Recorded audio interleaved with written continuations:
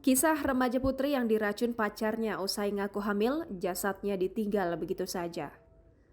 Seorang remaja asal desa Tirulor, Kecamatan Gurah, Kabupaten Kediri, Jawa Timur, Q, 14 tahun ditemukan tak bernyawa di lapangan voli desa pada Jumat 24 September 2021. Dilansir tribunwow.com, jasad korban pertama kali ditemukan oleh warga yang hendak memberi pakan ternak sekitar pukul 21.00 waktu Indonesia Barat. Saat ditemukan tewas, korban dalam kondisi hamil. Seorang warga bernama Samsuri merupakan orang pertama yang menemukan jasad korban. Melihat sesosok mayat tersungkur di lapangan, Samsuri langsung bergegas minta tolong tetangganya bernama Sampan.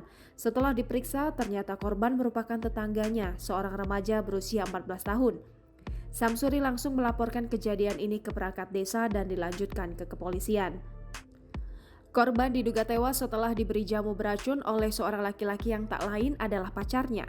Kapolres Kediri AKBP Lukman Cahyono menyebut korban sempat mengaku hamil sebelum dihabisi oleh sang pacar. Tak tahu akan diracuni, korban pun langsung meminum jamu tersebut. Korban pun langsung tersungkur dan merintih kesakitan. Melihat korban tersungkur, pelaku justru kabur. Pelaku kemudian berusaha menghilangkan barang bukti bekas minuman beracun tersebut. Seusai melakukan penyelidikan, polisi pun berhasil meringkus pelaku.